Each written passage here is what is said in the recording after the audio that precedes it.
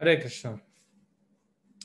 तो कल हमने 15वां अध्याय देखा भगवद गीता का, और आज अध्याय नंबर 16। तो कल 15वें अध्याय में हमने भगवान सृष्टि के पालन करता है उसके 4 श्लोक हमने लिए। चलिए अब हम देखेंगे अध्याय नंबर 16, दैवी तथा आसुरी गुण। तो भगवान यहाँ पे इन 3 श्लोकों में दैवी गुण का वर्णन करते हैं, और आगे स्पेशली श्लोक नंबर 7 से लेकर भगवान आसुरी गुणों का वर्णन जो है वो करेंगे, वो बताएंगे। तो हम ये थोड़ा दैवी गुण, भगवान ने आसुरी गुण पे ज्यादा फोकस किया है इस अध्याय में, बाकी तो दैवी गुण बाकी अध्याय में है। तो ये हम आज थोड़ा सा पढ़ के थोड़ा डिस्क्राइब करके और फिर आगे बढ़ेंगे।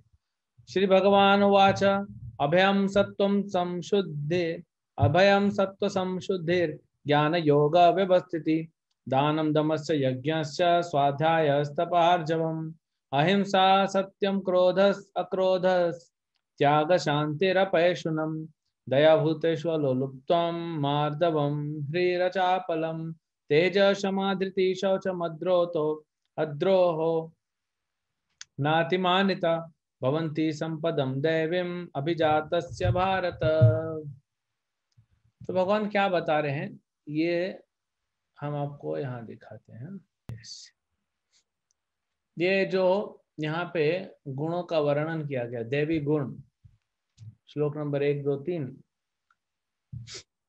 इसको डिटेल में तो आपने पढ़ भी लिया होगा, नहीं पढ़ा होगा तो पढ़ लीजिएगा। बेसिक बता रहे हैं। सबसे पहला बता, और ये गुण है जो भगवान ने बताया, ये कौन से वर्ण या आश्रम पे ज्यादा जोर दिया गया है, और ये उसका थोड़ा सा एक्सप्लेनेशन। अभय मतलब संन्यास आश्रम के लिए ज्यादा है, क्योंकि सन्यासी मतलब जिसने सब छोड़ दिया और सिर्फ प्रचार में लगा भगवान के, उसके साथ सिर्फ परमात्मा है, वो उसका ये विश्वास है कि परमात्मा हमारे साथ है। और डरना क्या, देखिए जंगल में शेर भी आ गया तो एक सन्यासी को क्यों डरना चाहिए?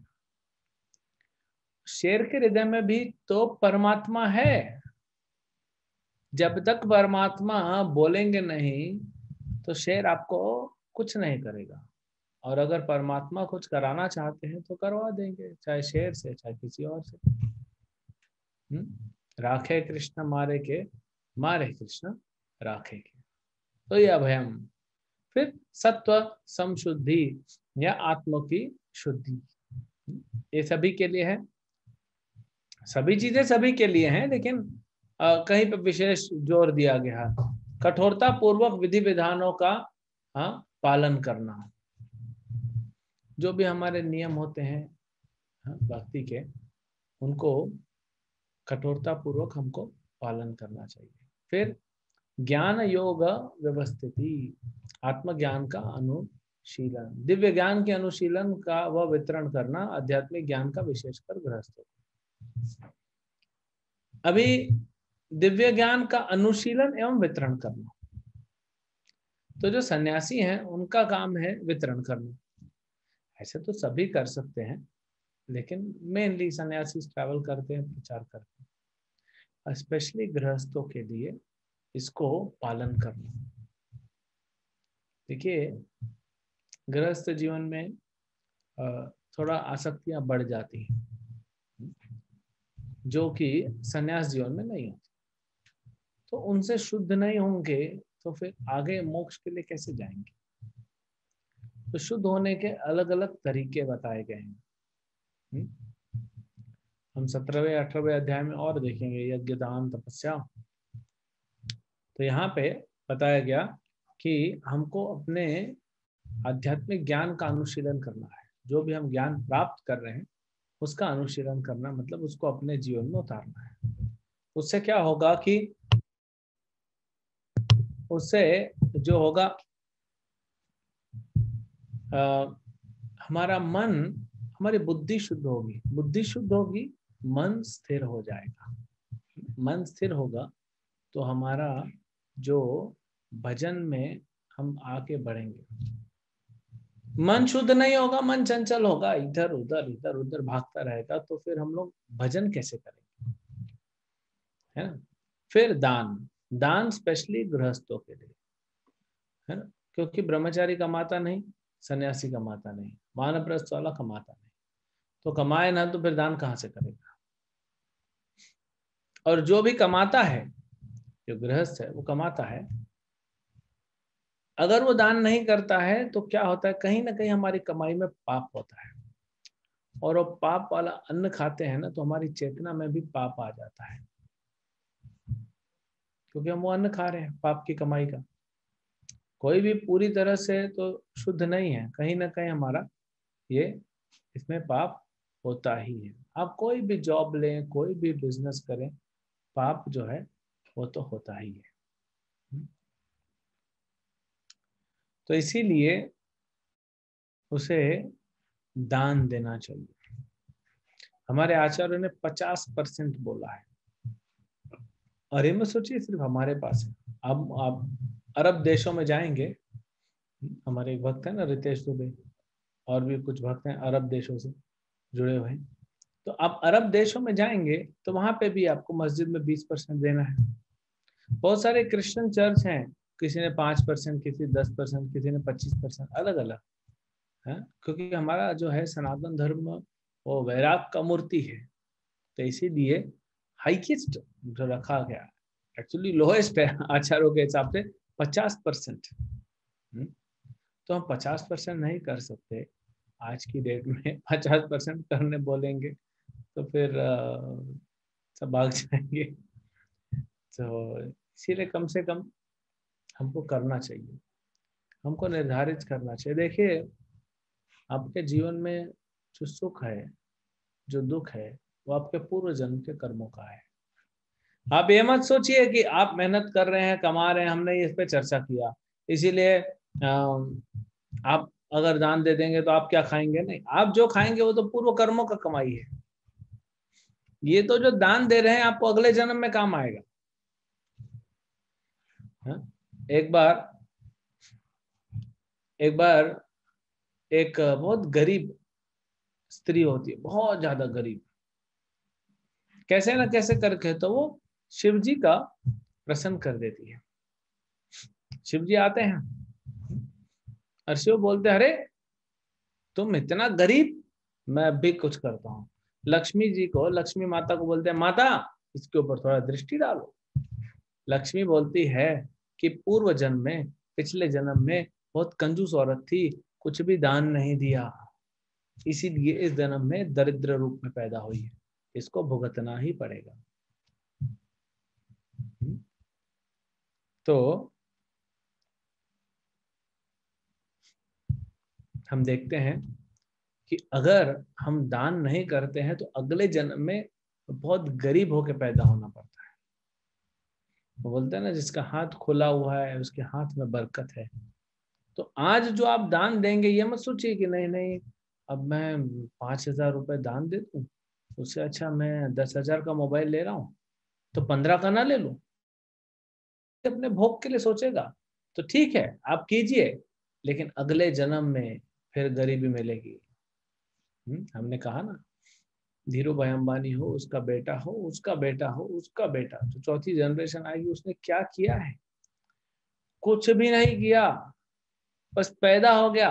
लेकिन कैसे पैदा हुआ, क्योंकि इसने कुछ पुण्य किए होंगे, इसने अच्छा खासा दान दिया होगा, तभी ना जन्म हुआ है। ऐसे ऐसे परिवार में जन्म लेना इतना आसान नहीं, तो कुछ तो उसने किया है। तो आज आप जो दान देंगे, दान का ना ये हमको समझना चाहिए। आज जो आप दान देंगे ना, आपके में कमी नहीं होगा कुछ भी। आप तो जो खा रहे हैं वो तो पूर्व जन्म का खा रहे हैं। कई बार देखा गया है, आपके पास पैसा है, खाना है, लेकिन खा नहीं पा रहे हैं, भूख नहीं है, कोरोना की वजह से जीवा में टेस्ट नहीं है, बुखार हो गया है, पेट खराब है, सब होते हुए भी खा नहीं पा रहे। क्यों? क्या जितने लोग का पेट खराब है या पेट इतना बढ़ता जा रहा है, बढ़ता जा रहा है, बढ़ता जा रहा है, तो डाइटिंग कर रहा है? हाँ, पहले एक दिन में 4 बार खाता था, अभी 4 दिन में 1 बार खा रहा है। डॉक्टर मना किया है। एक्सरसाइज कर रहा है। हाँ, पिछले जन्म में कॉटन मिल में काम करता था, अभी ट्रेड मिल में काम कर रहा है। हाँ, मिल में काम कर रहा है, उसका काम ही है। तो ये जो कर रहा है वो, ये समझना चाहिए, क्योंकि दान नहीं देने की वजह से। तो इसीलिए अगर हम दान देते हैं तो इसमें क्या होता है, हमारा जो अगले जन्म में, अभी देखिए दुबई से एसएमएस आ गया। हाँ, हमारे एक भक्त बैठे हैं ना, अटेंड कर रहे, बोले 10% देना है प्रभु जी सबको सालाना। 10% फिक्स है, आपको मस्जिद में देना है। हमारे यहाँ कल्चर दान का तो महत्व है। भगवत गीता बार बार आगे दान को बोलेगा, 16वां अध्याय, 17वां अध्याय, 18वां अध्याय। हमें तो कैसे दान देना है, किसको दान देना है, वो भी हमको समझाएंगे। लेकिन आज सनातन धर्म के पालन करने वाले हिंदू लोग दान नहीं देते हैं, बहुत कम। हाँ? तो ये अच्छा नहीं है।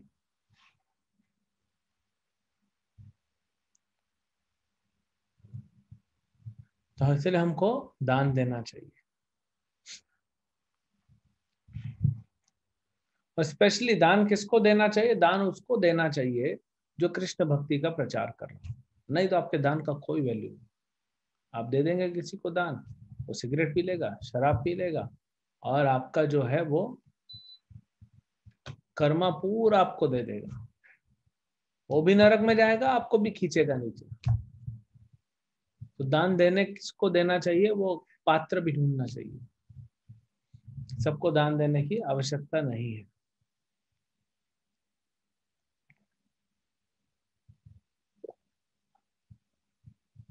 अगर आप देख रहे हैं कोई गरीब है तो उसको प्रसाद दीजिए। नहीं है प्रसाद आपके पास तो कुछ खरीद के दीजिए। और होता है ना बहुत सारे, आप जाएंगे वृंदावन, मथुरा और कहीं ऐसे धाम में, तो कुछ लोग मिलेंगे, बाबा 1 किलो आटा दिला दे दुकान से। तो आप दुकान वाले को पैसा देते हो, आटा मिल जाता है, ये लोग वापस बेच देते हैं। इतना आटा क्या करेगा, सबसे आटा लेके, सिर्फ आटा थोड़ी खाना है। तो कुछ लोग बेच देते हैं वापस दुकान वाले का। 20 रुपए का आटा 10 रुपए दे देते, दुकान वाले का फायदा। तो दान क्या हुआ, ये तो कलयुग है। आप बनारस में जाएंगे तो हर घाट पे, इतनी सारी घाट है वहां पे, हर घाट पे गाय खड़ी रहेगी, छोटा बछड़ा, ऐसी दुबली पतली गाय, उसका एकदम एकदम दुबला पतला बछड़ा। 1.25 रुपए में गाय का दान दो, 11 रुपए में गाय का दान दो। वही गाय पिछले 50 साल से दान में चल रही है। गाय वहीं खड़ी है, गाय कहीं नहीं जा रही। तो ये सब हम पढ़ेंगे आगे चल के, सब तमोगुणी दान है ये। सतोगुण में देना चाहिए। आत्म संयम, हाँ, सभी को करना है, अपने इंद्रियों पर संयम, लेकिन विशेषकर गृहस्थों। यज्ञ, यज्ञ भी देखिए, यज्ञ दान तपस्या, ये तीनों लाइन से आ गया ना, तपस्या आएगा देखो। तो यज्ञ भी जो है वो विशेषकर गृहस्थों के लिए है। सवेरे उठ के नहा धो के, हाँ, पति को सबसे पहले यज्ञ में लग रहा है। पत्नी नहा धो के यज्ञ की तैयारी करेगी, पति यज्ञ करेगा। जिस दिन यज्ञ नहीं होता है उस दिन घर में अशुभ होता है। हाँ? यज्ञ करना डेली कंपलसरी है, ये ऑप्शन नहीं है, कंपलसरी है डेली। नहीं तो बहुत उसका आपको हर्जाना भरना पड़ता है अगर धर्म नहीं करोगे। हाँ? अरे प्रभु जी, लेकिन अभी कैसे यज्ञ करेंगे इतना सारा। हाँ, घी लाओ, लकड़ी लाओ आम का, इतना लकड़ी तोड़ेंगे, आम का लकड़ी लाओ, घी लाओ, जौ लेके आओ। ये सब किधर से लाएंगे, मंत्र उच्चारण करना नहीं आता। तो इसीलिए श्रीमद् भागवतम में कहा गया है कि कलयुग में क्या चलेगा, यज्ञ ही संकीर्तन प्राय यजंती ही सुमेधसा। यज्ञ ही संकीर्तन प्राय। कौन सा यज्ञ चलेगा कलयुग में, संकीर्तन यज्ञ। तो पत्नी हो, पति हो, बच्चे हो, माँ बाप हो, जो भी हो, घर में सवेरे उठो, नहा धो के, और हरे कृष्णा कृष्णा कृष्णा हरे हरे, हरे राम राम राम हरे हरे, ये हरे कृष्ण महामंत्र का जप करो। ये नहीं करेंगे तो फिर, ये करेंगे तो आपका यज्ञ हो गया, नहीं करेंगे तो गड़बड़ होगा। डरा नहीं रहे हैं आपको। जैसे आप बच्चे को बोलते हो ना, नहीं पढ़ेगा तो फेल हो जाएगा, ये आपके लिए भी है, ये हमारे लिए भी है। मनुष्य जन्म लेके नहीं भक्ति करेंगे तो फिर दंड मिलेगा। ये कोई डराने जोर जबरदस्ती वाली बात नहीं है। जैसे बच्चे को बताया ना, ऐसे होता है। कोई बिजनेसमैन है, अब वो दुकान खोल के बैठा है कपड़े की, तो दुकान पे जा ही नहीं रहा है, तो आप बोलोगे ना भाई तुम दुकान पे नहीं जाओगे तो कमाओगे कैसे, भूखा मर जाएगा। हाँ? तो कहीं कहीं पे ऐसे रिजल्ट दिखाना पड़ता है। अध्ययन स्पेशली विद्यार्थी जीवन के लिए, ब्रह्मचारियों के लिए है। हाँ, अच्छे सबके लिए है वेद अध्ययन, लेकिन ज्यादा ब्रह्मचारियों के लिए वेद अध्ययन है, तो हमको ये करना चाहिए, है ना। फिर तपस्या, तपस्या सभी के लिए, विशेषकर वानप्रस्थ आश्रम। वानप्रस्थ आश्रम मतलब अभी पति पत्नी दोनों गृहस्थ आश्रम में रहे, हाँ, 20-25 साल, उसमें हृदय ग्रंथि हो जाती है, दोनों का आपस में बहुत आसक्ति हो जाती है। तो अब क्या, अब टाइम आ गया दोनों धीरे धीरे अलग हो जाए, उसको वानप्रस्थ कहते हैं। उसमें तपस्या करनी पड़ती है, हाँ, खाने पीने का ध्यान देना पड़ता है। आज लोग बोलते हैं 60 साल 70 साल तक कोई बूढ़ा नहीं हो रहे, लेकिन उससे क्या फर्क पड़ता है, आप नरक में जाओगे। हाँ, अगर संयम नहीं होगा तो फिर गड़बड़ हो जाएगा। तो इसीलिए हमको तपस्या करनी चाहिए। सरलता सभी के लिए होना चाहिए, सत्य बोलना चाहिए, सरल होना चाहिए, सीधा सीधा बोल देना चाहिए, गोल गोल घुमा के इधर का उधर का ये नहीं करना चाहिए। इससे क्या होता है, इससे हमारा हृदय जो है वो जटिल होता है। सरल और जटिल, तो हृदय हमारा जटिल हो जाता है, कूटी नाती भर जाती है हमारे हृदय में, वो अच्छा भाव नहीं है हमारा। हमको सबके साथ सरल होना चाहिए, शत्रु के साथ भी सरल होना चाहिए। हाँ?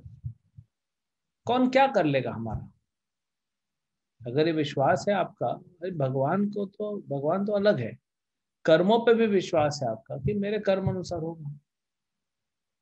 दुर्योधन को मरना था, मतलब मरना था। अब वो कितना भी मस्का मार लेता है युधिष्ठिर को, उससे कोई फर्क नहीं पड़ता, लेकिन फिर भी कम से कम कुछ मीठी बात ही कर लेता। हाँ? ऐसे अभिमन्यु को मारने की जरूरत नहीं थी ना, इस तरह से वो और अपने सर पे पाप ले लिया। तो हम क्यों किसी से कुछ डरें, किसी से कुछ छुपाएं, जो भी है खुला रखो। कोई आपका शत्रु है, हम जनरली उसको नहीं बताना उसको, ये कूटी नाती चलते रहता है। हाँ? कुछ चीजें होती हैं, शास्त्रों में कहा गया है, भगवान कहते हैं कि मौन में मैं क्या बोलते हैं, सीक्रेट्स में जितनी भी सीक्रेट बातें होती है उसमें मैं मौन हूँ। कई बार मौन रहना पड़ता है, कुछ जगह ऐसी होती है जहाँ आपको मौन रहना पड़ता है, लेकिन ये जो बता रहे हृदय की सरलता है। छोटा बच्चा होता है ना, 3 साल का, तो एक बार क्या हुआ, एक बच्चा छोटा सा था 3 साल का, फोन उठा लिया, लैंडलाइन फोन, तो किसी का फोन आया, तो उससे बेटा पापा किधर है, बोलते पापा, पापा तो वहीं बैठा है, बोलते हैं को बोलो पापा घर पे नहीं है, तो सीधा बोलते पापा बोल रहे हैं पापा अभी घर पे नहीं है। तो ऐसी सरलता, हम्म, ऐसी सरलता होनी चाहिए। फिर अहिंसा, अहिंसा मतलब देखिए, एक तो होता है हिंसा, पशु को मारना, किसी को मारना हिंसा होता है। अहिंसा मतलब किसी को नहीं मारना। दूसरा, क्यों नहीं मारना चाहिए, आप उसके प्रगति को रोक रहे हो। जैसे मान लीजिए एक गाय है, गाय का जीवन, उस आत्मा को गाय के शरीर में 15 साल रहना है, लेकिन आपने 7 साल में काट दिया। अब 8 साल उसका तकलीफ हो गया ना, अब उसको फिर आना पड़ेगा, नहीं तो अपना जीवन जी के निकल जाती है, अगले जन्म में मनुष्य बन जाती है। आप रोक दिए, इसीलिए आपने हिंसा कर दी। और इसका एक और मतलब होता है अहिंसा, मतलब दूसरों को प्रचार करना। अगर आप दूसरों को कृष्ण भक्ति में नहीं लगा रहे हैं तो वो भी हिंसा है, वो भी हिंसा है। हाँ? फिर सत्यपरायणता, सत्यपरायण मतलब सत्य होना चाहिए, हाँ? इसलिए सत्य सुनना भी चाहिए। प्रामाणिक व्यक्ति से श्रवण करना, हमें सत्य सुनना भी चाहिए और सत्य बोलना चाहिए। क्रोध विहीनता, हमको क्रोध को अपने कंट्रोल करना चाहिए। क्रोध के बहुत सारे कारण हैं, काम है, इनसिक्योरिटी है, लेकिन क्रोध को हमें कंट्रोल करना चाहिए। त्याग, अभी देखिए दान अलग होगा, त्याग अलग हो गया। त्याग मतलब चीजों को समुचित ढंग से कृष्ण की सेवा में प्रयोग करना। आपके पास जो भी है उसको आप कृष्ण की सेवा में लगाइए, उसको कहते हैं त्याग। जो भी है आपके पास, आपके पास कुछ गुण है, आपका तन मन धन आपके गुण है, आपके पास कुछ स्किल्स है, कुछ टैलेंट्स हैं, कुछ आप भगवान के लिए कर सकते हैं। कुछ नहीं तो कम से कम 2 लोग को हमने कहा बार आपको कि आपका फोन उठाइए, नहीं दूसरे बैच में उठाए, आपका फोन उठाइए, 1000 नंबर तो होंगे आपके फोन, 5 लोगों को फोन कीजिए और उनको जो आप भगवत गीता में सुन रहे हैं, जो भक्ति कर रहे हैं, उनको बताइए, प्रचार कीजिए। ये भी त्याग है। आप अपने फोन को, उसमें किए हुए रिचार्ज को, अपनी वाणी को, अपनी शक्ति को, अपनी जीवा, अपने शरीर को सेवा में लगा रहे हैं। इसको कहते हैं त्याग। ऐसा नहीं कि सबको छोड़ के निकल जाना है, ये भी त्याग है। सब प्रभु का है, प्रभु की सेवा में लगा देंगे तो उसको त्याग कहते हैं। फिर शांति, शांति मतलब विचलित करने वाली भावनाओं से प्रभावित नहीं होना। हमको प्रभावित नहीं होना चाहिए। डिस्टर्ब होगा, समभाव रखना चाहिए, है ना, धीर बनना चाहिए। डिस्टर्बेंस करने क्रिएट करने वाले बहुत लोग होंगे, प्रयास करना चाहिए, ठीक है उसने मेरे लिए गलत बोला, जरूरी थोड़ी कि मैं भी बोलूं। आप गाड़ी में निकल जाते हो, हाँ, तो कुत्ते भौंकते हैं, तो इसका मतलब थोड़ी आप गाड़ी से उतर के कुत्ते के ऊपर भौंकोगे आप। या पुलिस स्टेशन चले जाओगे वो कुत्ते के खिलाफ रिपोर्ट लिखाने, नहीं उसका काम है भौंकना, भौंकने दो, आप डिस्टर्ब नहीं होते हो। कोई भी कुत्ते से डिस्टर्ब नहीं होता। आप पैदल जा रहे हो तो थोड़ा डर लगता है। तो वैसे ही लोग क्या बोल रहे हैं, क्या सोच रहे हैं, हमको ये देखना है कि भगवान क्या बोल रहे हैं हमारे बारे में, भगवान क्या सोच रहे हैं, वो इम्पोर्टेंट है। फिर बताते हैं कि इधर आ गया, छिद्रान्वेषण से घृणा करना। एक चोर को चोर कहना उचित है, किंतु अनावश्यक रूप से दूसरों में दोष ना निकालना। मतलब किसी में दोष नहीं निकालना चाहिए हमको, है किसमें दोष नहीं है। हाँ? हमारे आचार्य बोलते हैं दूसरे में दोष निकालने से पहले अपने अंदर तो झांक के देखिए। वो हिंदी में कहावत है ना, जिसके घर कांच के होते हैं दूसरे के घर में पत्थर नहीं फेंकते। तो हमारे अंदर क्या दोष की कमी है क्या? हाँ? पूरा संसार भरा हुआ है हमारे अंदर दोषों से। हाँ? सब दोष ही दोष है, हम क्यों दूसरे को दोष निकाले? पर अपने दोष निकालिए, उसको खत्म कीजिए, वो ज्यादा इंपॉर्टेंट है। फिर सभी जीवों के लिए दया ना, सभी जीवों के लिए दया, भूतेषु, सभी जीवों के लिए दया। और दया मतलब दूसरों को आध्यात्मिक ज्ञान का प्रचार करना। असली दया यही है। अभी हम इसमें ज्यादा डिटेल में जा रहे हैं। आप किसी को खाना खिला दिया, किसी को पैसा दे दिया, ठीक है, लेकिन असली दया क्या है? उसको आध्यात्मिक ज्ञान देना, उसको अपना ये बताना कि आप कौन हो, भगवान कौन है, आपका भगवान के साथ संबंध क्या है, ये सबसे बड़ी दया है। फिर लोभ विहीनता, हमें लालच नहीं होनी चाहिए। हमने बताया ना कल, पाप का बाप ये लोभ ही है। और इसको कैसे खत्म कर सकते हैं? दान और वैराग से। दान दीजिए और वैराग लाइए अपने जीवन में, नहीं तो ये नरक का द्वार है लोभ। भगवान कहते हैं नरक का द्वार खुलेगा। भद्रता, सभी सभी जीवों के प्रति हमें मित्रवत भाव रखना चाहिए। लज्जा, हाँ, घृणास्पद कार्य नहीं करना, ऐसा कोई कार्य नहीं करना जिससे आपको लज्जा आए। संकल्प, अपने प्रयासों में विफलता की स्थिति में उद्विग्न या निराश नहीं होना। देखिए संकल्प होने का मतलब है कि मुझे कार्य करना है, मुझे हरे कृष्ण मंत्र जप करना है, मैंने इसका संकल्प लिया। माइंड डिस्टर्ब करेगा, कभी ठंडी लगेगी, कभी गर्मी लगेगी। माइंड अपने लेवल पे जो है वो डिस्टर्ब करेगा, लेकिन हमें पथ से उतर नहीं जाना चाहिए। जैसे ट्रेन है, कभी ट्रेन फास्ट चलती है, कभी ट्रेन स्लो चलती है, कभी कभी आप गाड़ी में जा रहे हैं, ट्रैफिक जाम में फंस गए, तो क्या करेंगे? चुपचाप बैठे रहिए, जाएंगे जहां पहुंचना है वहां पहुंचेंगे। थोड़ा आगे पीछे होगा टाइम, क्या करेंगे?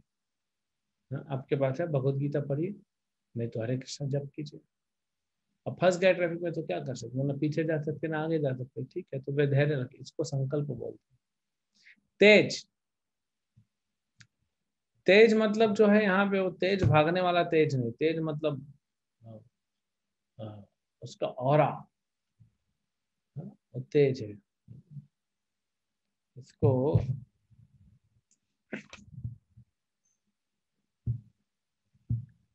शक्ति इसको बोलेंगे, रक्षा करने में सक्षमता। क्षमा, क्षमा मतलब क्षमा कर देना, छोटे छोटे अपराधों को क्षमा कर देना। विशेषकर क्षत्रिय, क्षत्रिय क्यों? क्षत्रिय सब प्रजा के राजा, प्रजा को माफ नहीं करेगा तो क्या चलेगा? कहा जाता है स्त्री को, ब्राह्मणों को, वृद्धों को, बच्चों को और गाय को, इन पांचों के ऊपर कभी ये लोग गड़बड़ कर भी दे तो इनको दंड नहीं देना चाहिए, इनको माफ कर देना चाहिए। लेकिन अगर ये गलत, क्योंकि ये गलत करेंगे तो इन लोग को अपने आप दंड मिलेगा, लेकिन राजा को जनरली इनको दंड नहीं देना चाहिए। फिर धैर्य, कठिन परिस्थितियों में मानसिक व भावनात्मक सबलता। धैर्य मतलब होता है उतार चढ़ाव जीवन में होता है, कभी आप कुछ करने जाओगे तो होगा, कभी नहीं भी होगा। दोनों ही परिस्थिति में आपको क्या करना है? आपको धैर्य रखना है। उसके बाद शौच मतलब पवित्रता। तो अंदर की पवित्रता जो होती है वो हरे कृष्ण मंत्र से होती है। शरीर की पवित्रता नहाने से होती है। शरीर पवित्र होता है जल से, तन। मन पवित्र होता है मंत्र से, और धन पवित्र होता है दान देने से। ये पवित्रता। ईर्ष्या से मुक्ति। देखिए दूसरे को, किसी को भगवान ने कुछ दिया, उसके अपने कर्म है, हम क्यों ईर्ष्या करें? तो उसको मिला उसका था, आपको नहीं मिला आपका नहीं था। तो इसमें हमको ईर्ष्या नहीं करनी चाहिए। सम्मान की तीव्र अभिलाषा से मुक्ति। हर जगह मुझे ये सम्मान चाहिए, मुझे यहाँ मेरा नाम नहीं हुआ, मेरा नाम होना चाहिए था, यहाँ पे मेरा नाम लिखा होना चाहिए था। मैंने देखिए पूरे पूरे 11 रुपए दान दिए आपके मंदिर में, लेकिन आपने हमारा नाम नहीं लिखा है। तो ये सम्मान की इच्छा, पब्लिक में भी जाते हैं आप देखते हैं, मान के पीछे भागते हैं। ये हमको छोड़ देना चाहिए। क्यों? इससे क्या होगा पता है आपको? सम्मान की इच्छा क्यों मना कर रहे हैं? क्योंकि आपका मन वहीं घुसा रहेगा। फिर आप हरे कृष्ण जप करेंगे ना, कोई पास में से निकल जाएगा और वो आपको प्रणाम नहीं करेगा तो आपको अहंकार आ जाएगा, मेरे को प्रणाम नहीं किया, मेरे को सम्मान नहीं देता है, इसको कुछ नहीं पता, मर्यादा क्या होती है इसको कुछ नहीं पता। तो आपका मन पूरा उधर चला जाएगा, भजन में नहीं लगेगा। इसे भजन में वैराग चाहिए, ये भी वैराग है। चैतन्य महाप्रभु कहते हैं तृणादपि सुनिचेना तरोरपि सहिष्णुना अमान्य मान दिन कीर्तनीय सदा हरि। अगर आप हमेशा सदैव कृष्ण के नाम का कीर्तन करना चाहते हो, 4 गुण आप में चाहिए। दूसरों को सम्मान दो, अपने सम्मान की इच्छा मत रखो, और नम्र हो जाओ, घास के तिनके से भी ज्यादा और वृक्ष से भी ज्यादा सहनशील हो जाओ। 4 चीजें होंगी तो भजन कर पाओगे। तो आपको अपने जीवन में मोक्ष प्राप्त करना है, भगवत धाम जाना है, तो आप अपने से मतलब रखिए और इसे फोकस कीजिए, तब आप भक्ति कर पाएंगे अच्छे से, है ना। फिर आगे जो है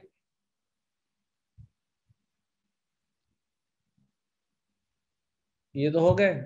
अब आगे देखिए भगवान क्या बोलते हैं कि हे पृथा पुत्र, हे अर्जुन, इस संसार में सृजित प्राणी 2 प्रकार के होते, देवी तथा आसुरी। मैं तुमको देवी गुण बता दिए, अब आसुरी गुण सुनो। प्रवृत्तिम च निवृत्तिम च जना न विदुरासुरा, न शौचम नापि चाचारो न सत्यम तेषु विद्यते। प्रवृत्तिम च निवृत्तिम च, प्रवृत्ति मतलब क्या करना है, निवृत्ति मतलब क्या नहीं करना है। तो जो असुरी होते वो नहीं जानते कि क्या करना चाहिए और क्या नहीं करना चाहिए। उसमें न तो पवित्रता होती है, न उचित आचरण होता है, न सत्य पाया जाता है। 4 यहाँ पे बताए गए हैं दैवी गुण। या पूरा लाइन से होगा, इसको तो आप पढ़िए, आनंद आ जाएगा। हमारा एक भक्त एक बार भगवत गीता हम लोग वितरण करते हैं, तो हमारा एक बार एक भक्त वितरण कर रहा था, तो कोई व्यक्ति आके बोला, अरे क्या भगवत गीता पढ़ना, इसमें हमको क्या मिलेगा? तो हमारे भक्त ने कहा, भाई तुम्हारे लिए इसमें लिखा हुआ है। अच्छा, मेरे लिए लिखा है भगवान ने? यस। कहाँ पे? बोला 16वें अध्याय में पहले के जो 3 श्लोक है वो मेरे लिए है, बाकी पूरा तुम्हारे लिए लिखा है। वो खुश हो गया, लेके गया, पढ़ा होगा। जब वो पढ़ा होगा तब उसको पता पड़ा होगा। एनीवेज, पढ़ेगा तो उसका हृदय शुद्ध हो जाएगा। बट ये सब हमारे अंदर आसुरी गुण पाए जाते हैं। क्या करना क्या नहीं करना, आप कंफ्यूज हो रहे हैं। तो हमको पता ही नहीं क्या सही है क्या गलत है, क्या करना चाहिए क्या नहीं करना चाहिए। तो इसके कारण क्या होता है, ये आसुरी गुण है। न शौचम, कोई पवित्रता नहीं है, न अपिचाचारो, और कोई आचरण भी नहीं है, न सत्य। ये सब खुद समझने वाली चीज है, लेकिन मैं आपसे बिल्कुल ये रिक्वेस्ट करूंगा, अनुरोध करूंगा कि आप पढ़िए, क्योंकि बहुत सुंदर डिटेल में समझाया प्रभुपाद जी, है ना। इतना समय नहीं, ऑलरेडी 9 बजने वाला है, 10 मिनट बाकी है, अभी तो चालू हुआ है। तो आप थोड़ा थोड़ा आपको बताएंगे। फिर बोलते हैं, वे कहते हैं, ये असुरी लोग, वे कहते हैं कि जगत मिथ्या है, इसका कोई आधार नहीं है, और इसका नियमन किसी ईश्वर द्वारा नहीं हुआ है। उनका कहना है कि यह कामेच्छा से उत्पन्न होता है और काम के अतिरिक्त अन्य कोई कारण नहीं है। फिर कहते हैं, ऐसे निष्कर्मों का अनुगमन करते हुए आसुरी लोग, जिन्होंने आत्मज्ञान खो दिया और जो बुद्धिहीन है, ऐसे अनुपयोगी एवं भयावह कार्यों में प्रवृत्त होते हैं, जो संसार का विनाश करने वाले होते हैं। अभी आप देख रहे हैं ना, इजराइल में युद्ध चल रहा है, इजराइल और पैलेस्टाइन का युद्ध चल रहा है। फिर ये मिडिल ईस्ट में युद्ध चलते रहता है, फिर इंडिया चाइना बॉर्डर पे युद्ध चलते रहता है, इंडिया पाकिस्तान बॉर्डर पे युद्ध चलते ही रहते हैं। ये युद्ध का जो है, ये सब संसार को विनाश करने वाले, ये फैक्ट्रीज, माइनिंग, माइनिंग मतलब जमीन के नीचे से जाके जो ये निकालते हैं खजाना, ये फिर पेट्रोलियम निकालना, फिर समंदर के नीचे जाके कुछ निकालना, ये सब विनाश करने, सबको उग्र कर्म कहा गया है। ये सब विनाश, यहाँ पे लिखा है ना, प्रभवंतयो उग्र कर्मणा, उग्र कर्माण, ये उग्र कर्म है, ये सिर्फ विनाश लाएगा और कुछ नहीं लाएगा। इतने हजारों सालों तक पृथ्वी में लोग अच्छे से शांति से जी रहे थे, है? अब ये देखिए उग्र कर्म चालू है।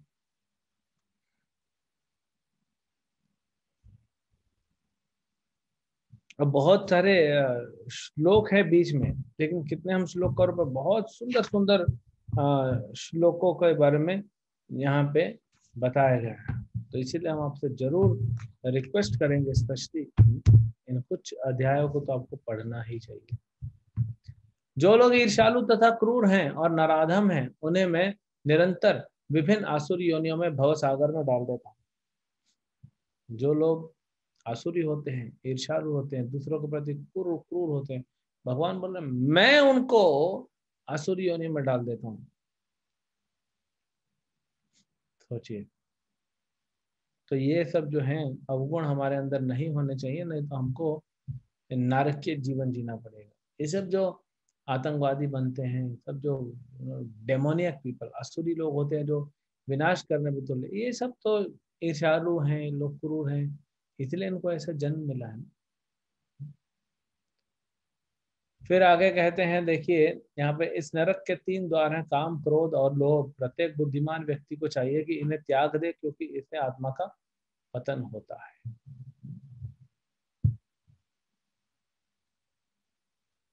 अब ये 2 श्लोक आखिरी के बहुत इंपॉर्टेंट है ना। अब इन श्लोकों पे इतना चर्चा कर सकते हैं, जो आसुरी हैं कैसे कैसे बात करते हैं कि मैं भोगी हूं, अहम भोगी ईश्वरो हम, अहम भोगी, मैं भोगी हूं, मैं ईश्वर हूं, मैं बलवान हूं, मैं सिद्ध हूं, मैंने अपने सारे दुश्मनों को मार दिया है, थोड़े और बचे हैं उनको भी मार दूंगा, मैंने इतना पैसा कमा लिया है, अभी और कमाऊंगा, ये सब आसुरी है, और ये सब आसुरी प्रवृत्ति है। लोग पढ़ते नहीं ना, हम पढ़ेंगे भगवत गीता तो पता पड़ेगा। हम तो ये पूरा कोर्स ही इसलिए लगा रहे हैं कि कम से कम कुछ ज्यादा नहीं समझ में आया तो इतना समझ में आ जाना चाहिए ये कोर्स के बाद कि भगवत गीता पढ़ना चाहिए, भगवत गीता को और समझना चाहिए, अपने जीवन में इसको उतारना चाहिए। हाँ? ये बहुत महत्वपूर्ण है हमारे लिए। और इसी को भगवान देखिए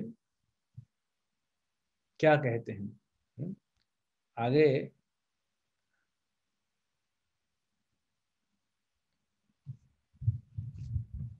जो यह शास्त्र विधि उत्सृज्य वर्तते कामकारतः न स सिद्धिम अवाप्नोति न सुखम न पराम गति। जो शास्त्रों के आदेशों की अवहेलना करता है और मन से कार्य करता है, उसे न तो सिद्धि न सुख न परम गति प्राप्त होगी। जो शास्त्रों की नहीं सुनता, अपने मन से काम करता है। इसीलिए हमने बार बार आप लोग को ये कह रहे हैं कि जो ज्ञान है वो शास्त्रों से प्रामाणिक रूप से लेना चाहिए। ये जो ढोंगी लोग होते हैं, जो खुद शास्त्रों का पालन नहीं करते, उनको खुद तो सुख नहीं मिलने वाला, न सिद्धि मिलने वाली है, न परागति मिलने वाली है। तो आपको क्या देंगे? अपने मनमाने ढंग से चल रहे हैं। इसलिए आप बोलते हैं हमने टीवी में देखा, महाभारत में ऐसे दिखाया, रामायण में ऐसा दिखाया, हमने मूवी में देखा, हमको इसने बताया, वो बाबा ने बताया, वो बापू ने बताया। ये सब वो लोग प्रामाणिक हैं क्या? तब आपको पता पड़ेगा, नहीं तो क्या होता है मैं आपको बताता हूँ। क्यों कहा गया है कि बाहर का खाना नहीं खाना चाहिए? जिसको भक्ति में आगे बढ़ना है वो तो भक्त के अलावा किसी के हाथ का खाना नहीं खाना चाहिए। क्यों क्यों ऐसा बोला? मान लीजिए आप होटल में जाते हैं खाना खाने के लिए। अब होटल में जो वर्कर है, जो स्टाफ है उसका, वो परेशान है, घर से परेशान है ना, और ऑफिस से परेशान है। उसका मालिक उसकी पगार नहीं बढ़ा रहा है, घर में खर्चे बढ़ते जा रहे हैं, बेटे का बेटी का फीस भरना है, पत्नी को ये चाहिए वो चाहिए, चाहिए ना, घर गृहस्थी है तो चाहिए। अब पगार बढ़ नहीं रही, बड़ा गुस्से में है, और उस समय आप जाते हो कि 4 पराठे बना दो। अब उस गुस्से में पूरा फ्रस्ट्रेशन में पराठे बनाता है, आटा गूंथता है और आटे को ऐसे ऐसे मारता है, और पूरा क्या कर रहा है, अपना क्रोध, अपनी चेतना को उसमें डाल रहा है, और उसी मूड में, उसी भाव से वो पराठा बनाता है और आपको दे देता है। और आप सोचते हो टेस्टी है, लेकिन उसकी पूरी फ्रस्ट्रेशन वाली चेतना को आपने अपने अंदर ले लिया। जिसके हाथ का खाओगे वैसा ही बनोगे। तो ये है परिस्थिति हमारी। तो इसीलिए हमको हमारी चेतना को बचाना चाहिए। तो सिर्फ खाने से ये हो गया। तो आप सोचिए, जिस व्यक्ति की चेतना जो खुद शास्त्रों को नहीं पालन करता, जो भगवान की भक्ति नहीं करता, जो भगवान को नहीं मानता, उस व्यक्ति से आप सुन रहे हैं भगवान के बारे में। अरे जिसके हृदय में ईर्ष्या है भगवान के प्रति, उससे आप सुनेंगे भगवान के बारे में, तो भगवान के प्रति जो उसका ईर्ष्या है वो आपके अंदर ट्रांसफर कर देगा। फिर आप चाहते हुए भक्ति नहीं कर पाएंगे। अरे क्या हो गया, मैं तो अच्छा खासा था। हा? पूरा कचरा भर देगा, उसको सफाई करते करते शायद 1 जन्म 2 जन्म लग जाएंगे।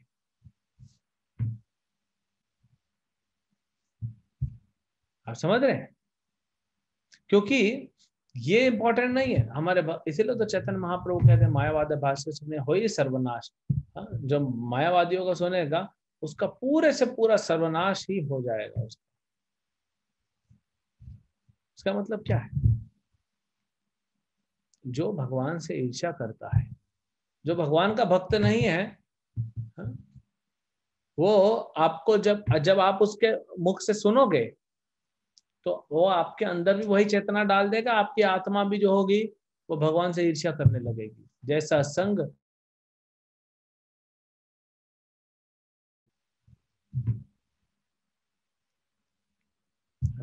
इसीलिए हमारे आचार्यों ने तो श्रीपाद सनातन गोस्वामी कहते हैं, कोई अगर अभक्त है वो हरे कृष्ण मंत्र भी गा रहा है तो भी मत सुनो। लेकिन प्रभु जी हरे कृष्ण महामंत्र तो शुद्ध है, सही बात है, लेकिन आ कहां से रहा है?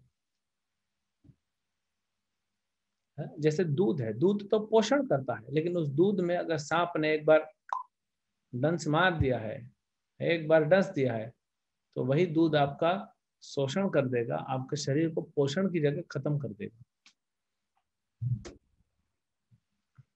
तो महामंत्र जो है वो तो अशुद्ध नहीं होता, लेकिन वो चेतना लेके आता है। तो किसी के मुख से वो टीवी में भजन सुन रहे हैं, वो भक्त है क्या? बहुत सारे भजन करता हमने देखे हैं, शराब पी के भजन करते, वो कोई भजन है?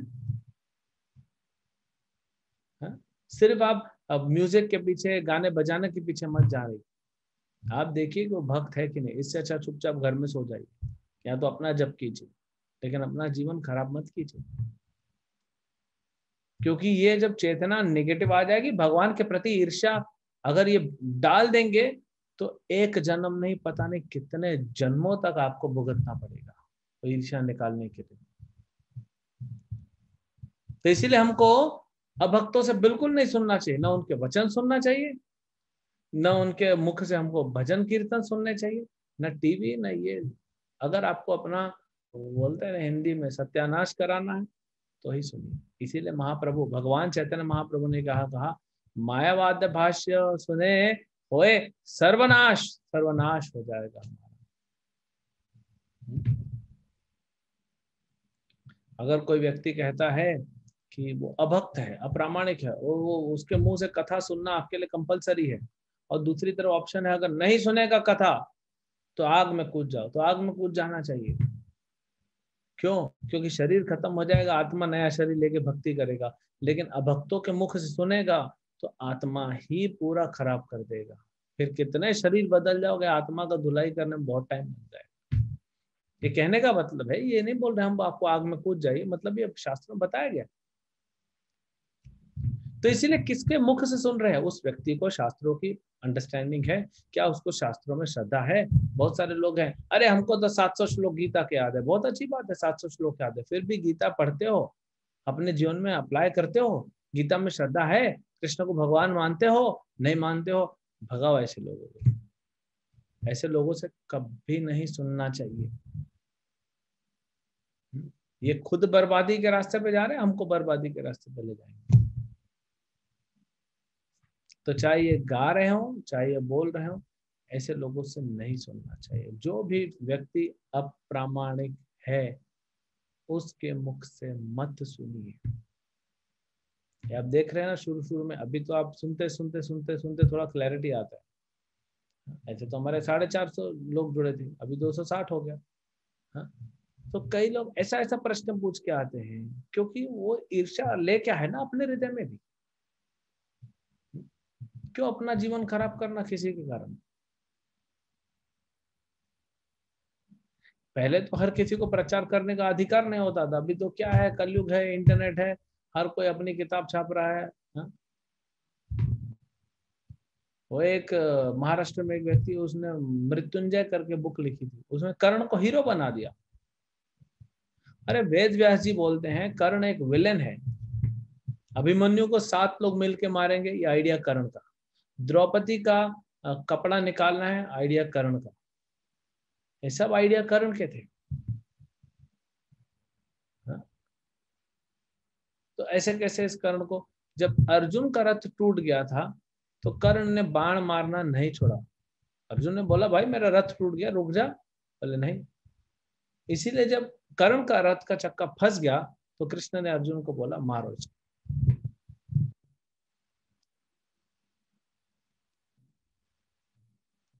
तो ऐसे कर्ण को हीरो बना के बैठा है, तो आप ऐसे लोगों की पुस्तकें पढ़ेंगे तो जो प्रामाणिक नहीं है, ऐसे लोगों की, ऐसे व्यक्तियों की न तो पुस्तक पढ़नी चाहिए, न इनके मुख से सुनना चाहिए, न भजन, न कीर्तन, न कथा, कुछ नहीं। इससे अच्छा अपना चुपचाप बैठो घर में, भगवत गीता लो और पढ़ो। नहीं समझ में आ रहा है, प्रामाणिक व्यक्ति ढूंढो, प्रामाणिक भक्त ढूंढो, भगवान से प्रार्थना करो। और आपका इस्कॉन का भगवत गीता, इस्कॉन पूरी तरह प्रामाणिक है। हम इसलिए बोले कि हम इस्कॉन से ऐसे, आप पूछ लीजिए, हम बताएंगे आपको कैसे प्रामाणिक है इसका। हमने आपको परंपरा भी दिखाई है। तो इसको थोड़ा हमें सावधान रहना चाहिए, क्योंकि इनके चक्कर में हम भी डूब जाएंगे, है ना।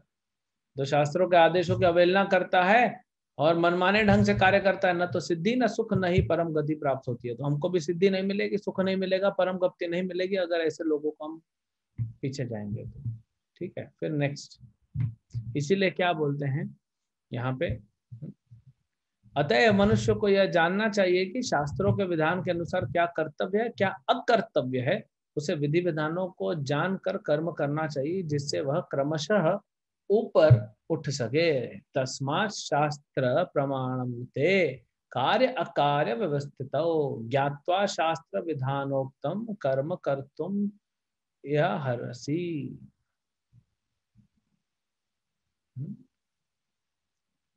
तो पिछले श्लोक में बताया, अभी उसी का कंटिन्यूशन है कि हमको जो मनुष्य है उसको चाहिए कि शास्त्र पढ़े, शास्त्र प्रामाणिक गुरु से पढ़े।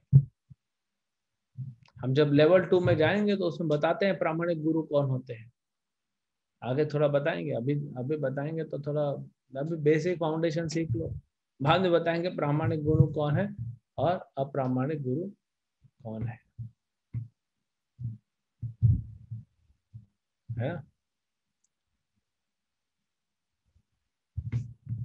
तो बहुत महत्वपूर्ण है। नहीं तो अगर ऐसे लोगों का हम लोग सुनेंगे तो हम भी डूब जाएंगे। वैसे ही हम भव सागर में डूब रहे हैं, थोड़ा तो तैर तैर के बचने का प्रयास कर रहे हैं। उसमें भी अगर उस व्यक्ति का संग ले लोगे, जैसे कुछ होते हैं ना, आओ आओ हमारे पास आओ, हमको तैरने आता है, हम सबको बचा देंगे। वो आपको नाव में चढ़ा देगा, लेकिन नीचे से उसकी नाव जो है वो फटी हुई है, मतलब इतना बड़ा बड़ा गड्ढा है, पानी भर जाएगा, पूरा नाव ही डूब जाएगा। तो ऐसी नाव में क्यों चढ़ना, नाव भी डूबेगी, आपको भी वो डुबा के रहे। तो इसलिए अप्रामाणिक लोगों से सावधान रहिए, भगवान यहाँ पे बता रहे हैं। ठीक है, हरे कृष्ण। देखिए हम सिर्फ समराइज कर रहे हैं, सारांश के रूप में जा रहे हैं, एक एक अध्याय पूरा नहीं जा सकते, तो इसलिए आपको ये पढ़ना चाहिए, है ना। यहाँ पे किसी भक्त का है, प्लीज शो प्रीवियस स्लाइड, पता नहीं वो, मैं तो अभी मैसेज देखा 8:46 का। अब प्रीवियस स्लाइड कौन सा बोल रहे हैं, अगर आप बताएंगे तो शायद दिखा देंगे। ठीक है, हरे कृष्ण। तो हम थोड़ी देर जप करेंगे और फिर प्रश्न उत्तर लेंगे। जय श्री कृष्ण चैतन्य, बोलिए मेरे पीछे, जय श्री कृष्ण चैतन्य। ये पंच तत्व मंत्र है, ये देख रहे हैं भगवान पंच तत्व 5 भगवान, ये बीच में जो है ये भगवान कृष्ण है, जो महाप्रभु चैतन्य महाप्रभु के रूप में आए हैं। ये नीला धोती पहने हुए बलराम जी हैं, जो नित्यानंद प्रभु के रूप में आए हैं। और ये सफेद ड्रेस में भगवान महाविष्णु हैं। आप बोलते हो ना जिनके अवतार है कृष्ण, ये वही महाविष्णु है। देखिए कृष्ण ऊपर खड़े, महाविष्णु नीचे खड़े। तो अब समझ जाइए, यहाँ से ये कृष्ण है, ये महाविष्णु, ये बलराम जी है। और ये गदाधर पंडित है, श्रीमती राधा रानी का अवतार है। और ये नारद मुनि के अवतार है, श्रीवास ठाकुर। इनका नाम जप करने से पहले लेने से इनके नाम में कोई अपराध नहीं लगता, बड़े कृपालु हैं। इन्होंने ही आंदोलन चालू किया, भगवान स्वयं आते हैं हरे कृष्ण मंत्र आंदोलन चालू करने। 535 साल पहले भगवान चैतन्य महाप्रभु आए थे नवद्वीप में। अभी हम लोग गए थे मार्च में नवद्वीप में, हमारा इस्कॉन का इंटरनेशनल हेडक्वार्टर वहीं है। जैसे वृंदावन है, जैसे अयोध्या है राम की नगरी, वृंदावन कृष्ण की नगरी, वैसे ही नवद्वीप है भगवान चैतन्य महाप्रभु की नगरी। तो कभी मौका मिला तो आप लोग को ले जाएंगे, आप लोग इच्छा करेंगे, लॉकडाउन के बाद हम आप सबको वहाँ पे अलग अलग स्थलियाँ दिखा के आएंगे और बताएंगे, कथा करेंगे।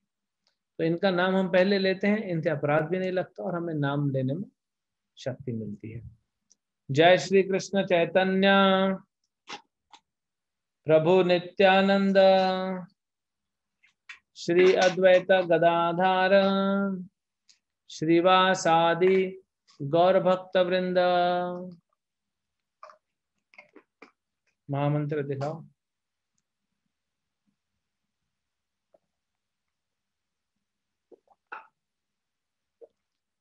ठीक है।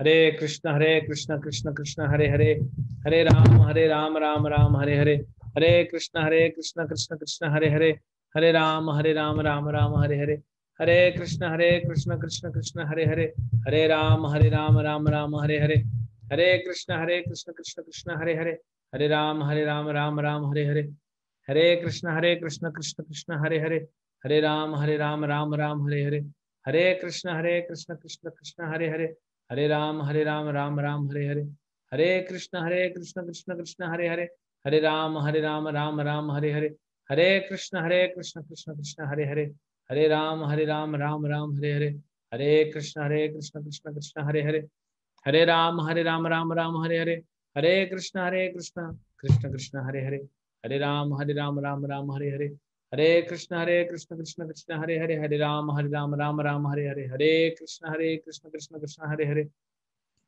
हरे राम राम राम हरे हरे, हरे कृष्ण कृष्ण कृष्ण हरे हरे, हरे राम राम राम हरे हरे, हरे कृष्ण कृष्ण कृष्ण हरे हरे, हरे राम राम राम हरे हरे, हरे कृष्ण कृष्ण कृष्ण हरे हरे, हरे राम राम राम हरे हरे, हरे कृष्ण कृष्ण कृष्ण हरे हरे, हरे राम राम राम हरे हरे, हरे कृष्ण कृष्ण कृष्ण हरे हरे, हरे राम राम राम हरे हरे, हरे कृष्ण कृष्ण कृष्ण हरे हरे, हरे राम राम राम हरे हरे, हरे कृष्ण कृष्ण कृष्ण हरे हरे, हरे राम राम राम हरे हरे, हरे कृष्ण कृष्ण कृष्ण हरे हरे, हरे राम राम राम हरे हरे, हरे कृष्ण कृष्ण कृष्ण हरे हरे, हरे राम राम राम हरे हरे, हरे कृष्ण कृष्ण कृष्ण हरे हरे, हरे राम राम राम हरे हरे, हरे कृष्ण कृष्ण कृष्ण हरे हरे, हरे राम राम राम हरे हरे, हरे कृष्ण कृष्ण कृष्ण हरे हरे, हरे राम राम राम हरे हरे, हरे कृष्ण कृष्ण कृष्ण हरे हरे, हरे राम राम राम हरे हरे, हरे कृष्ण कृष्ण कृष्ण हरे हरे, हरे राम राम राम हरे हरे, हरे कृष्ण कृष्ण कृष्ण हरे हरे, हरे राम राम राम हरे हरे, हरे कृष्ण कृष्ण कृष्ण हरे हरे, हरे राम राम राम हरे हरे, हरे कृष्ण कृष्ण कृष्ण हरे हरे, हरे राम राम राम हरे हरे, हरे कृष्ण कृष्ण कृष्ण हरे हरे, हरे राम राम राम हरे हरे, हरे कृष्ण कृष्ण कृष्ण हरे हरे, हरे राम राम राम हरे हरे, हरे कृष्ण कृष्ण कृष्ण हरे हरे, हरे राम राम राम हरे हरे, हरे कृष्ण कृष्ण कृष्ण हरे हरे, हरे राम राम राम हरे हरे, हरे कृष्णा।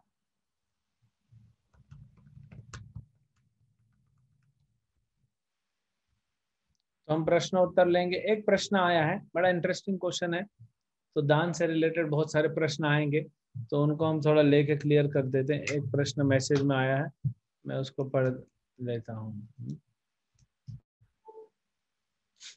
मैं एक दुविधा में हूँ, यहाँ जिस बिल्डिंग में मैं ठहरी हूँ वहाँ एक सिक्योरिटी है, उनको हर हफ्ते खाना पकाने की चीजों को खरीद के देती हूँ। लॉकडाउन से अभी तक मुझे खुशी मिलती है। अब वो मुझे घर के भाड़े के लिए पैसा दान मांग रहा है, मैं इतना नहीं दे पाऊंगी। मन में यह प्रश्न है कि क्या मैं जो कर रही हूँ उनको मदद करके हर हफ्ते उसका ऐसा फायदा उठाएंगे? मुझे क्या करना चाहिए? हर बार जिसको मदद करो ऐसा होता है, कृष्ण का आदेश। देखिए, आपने उसको मदद किया, ठीक है। एक्चुअली अभी क्या बताएं मदद करना चाहिए, लेकिन बहुत बहुत गहन है। मान लीजिए कोई अंधा व्यक्ति है, आपने उसका ऑपरेशन करा दिया, 30,000 रुपए खर्चा करके भाई ऑपरेशन करा दिया, अंधा देखने लग गया, बहुत अच्छी बात है। लेकिन अगर वो व्यक्ति गलत वीडियो देख रहा है तो उसका कर्म किसको लगेगा? आपको भी लगेगा, क्योंकि आपने पैसा दिया उसके ऑपरेशन के लिए। आपने उसके ऑपरेशन के लिए पैसा दिया तो कर्म आपको भी लगेगा। आप समझ रहे हैं? इसीलिए बड़ा मुश्किल है किसको क्या देना चाहिए, ये इतना आसान नहीं है समझना। कोई आपकी सेवा कर रहा है तो अलग बात है, जैसे सिक्योरिटी वाले का प्रश्न, ठीक है आपका सिक्योरिटी देखे ना तो सोसाइटी इसको मेंटेनेंस दे ही रही है। अगर लॉकडाउन भी है तो जिस सोसाइटी में आप रह रहे हैं वो वहां से उसको सैलरी तो मिल ही रही है ना, इसका तो नौकरी खत्म नहीं हुआ। ठीक है आपने कभी कभार थोड़ा खाने पीने का सामान दे, हम इतने भी स्ट्रिक्ट नहीं हो सकते, थोड़ा खाने पीने का दे दिया, अब वो रेंट मांग रहा है तो बुरा तो लगता है क्योंकि कोई व्यक्ति तकलीफ में है, लेकिन हमको ज्ञान से काम लेना पड़ेगा। हमको थोड़ा ज्ञान से काम लेना पड़ेगा। तो आपने थोड़ा किया, साल भर से आप कर रहे हैं, लेकिन ऐसा नहीं होना चाहिए ना कि अब वो आ गया उसका डिमांड बढ़ता जाए बढ़ता जाए, आप कितना फिर एक समय बाद हमको सब व्यक्ति को कर्म के अनुसार छोड़ देना चाहिए जो उसके कर्म। कई बार ऐसा होता है आप देना भी चाहें ना, आप दे भी दें तो भी उसके कर्म में नहीं होगा ना, तो उसको सुख नहीं मिलता है, दुख ही मिलता है। उसके कर्म में क्या है वो भी हमको समझना चाहिए। ठीक है प्रभु जी, अगर कोई शास्त्रों के अनुसार जीवन व्यतीत करना चाहता है तो कैसे करे? कलयुग और तरह से कैसे करें कि कलयुग और इस तरह के समय में नहीं कर सकते हैं, शास्त्रों के अनुसार जी सकते हैं। शास्त्र देखिए कलयुग कोई पहली बार नहीं आ रहा है, ऐसा नहीं सोचिए कि कलयुग पहली बार आया है, ये कलयुग पहली बार नहीं आया है, ये कलयुग बार बार आता है। कलयुग तो आता रहता है, सतयुग, त्रेतायुग, द्वापर युग, कलयुग, फिर सतयुग, फिर त्रेतायुग, फिर द्वापर युग, ये आता रहता है, शास्त्र वहीं रहते हैं। तो कलयुग में भी शास्त्र के अनुसार जीना चाहिए। हाँ, शास्त्रों का एप्लीकेशन को समझने के लिए हमको गुरु की आवश्यकता है कि कैसे अप्लाई करें, ये वाला प्रिंसिपल है, इसको कैसे अप्लाई करूं, तो एप्लीकेशन हमको समझना बहुत जरूरी है ना? तो उसके लिए ही तो हमको गुरु चाहिए, प्रामाणिक गुरु। ठीक है okay, now you can ask for question. Medha Gupta माता जी, आप अनम्यूट करके प्रश्न पूछ सकते हैं। हरे कृष्णा प्रभु जी, दंडवत प्रणाम। प्रभु जी मेरे 2 क्वेश्चन है। एक तो क्वेश्चन ये है कि जैसे आपने कहा कि किसी के भी मुंह से हरे कृष्ण महामंत्र भी नहीं सुनना चाहिए, जबकि हम ये सुनते हैं इम्प्योर है जो उसके मुंह से नहीं सुन, लेकिन हम ये सुनते हैं कि अगर किसी ने एक बार भी अगर हरे कृष्णा बोल दिया तो वो वैष्णव हो जाता है। तो अगर वो बार बार जो है तो धीरे धीरे जैसे जैसे वो नाम लेगा वैसे वो शुद्ध होता जाएगा, तो उसके मुंह से सुनने से क्या वो है? एक तो ये है क्वेश्चन। दूसरा ये क्वेश्चन है, एक मिनट आपका पहले क्वेश्चन का आंसर दे देते हैं। म्यूट मत करिएगा। नहीं करेंगे आपको म्यूट, आपको म्यूट कर भी देंगे तो भी फिर अनम्यूट करेंगे, है ना, कोई ठीक है, टेंशन। Thank you. तो देखिए हरे कृष्ण महामंत्र लेने से कोई भी व्यक्ति नीच से नीच व्यक्ति भी शुद्ध हो जाएगा, लेकिन जिन व्यक्तियों के हृदय में ईर्ष्या है ना भगवान के प्रति, जो बोलते हैं भगवान मर गए, जो बोलते हैं भगवान नहीं है, जो भगवान बोलते हैं हम भी भगवान है, जो बोलते हैं तुम भी भगवान हो, ये सब भगवान से ईर्ष्या करने वाले, इनसे दूर रहना चाहिए, क्योंकि ऐसे लोगों को भगवान नरक में भेजते हैं। शुद्ध करेंगे लेकिन हजारों जन्मों के बाद, तो इसीलिए ऐसे लोगों के मुख से कीर्तन भी नहीं सुनना चाहिए, उनके लिए कहा, क्योंकि वो ईर्ष्या से भरे हैं, तो उनको शुद्ध कैसे होगा? अगर हृदय ईर्ष्या से भरा है, ये मोबाइल है मान लीजिए, हमको मोबाइल चार्जिंग डालना, यहाँ पे पिन डालना, चार्जिंग होगा।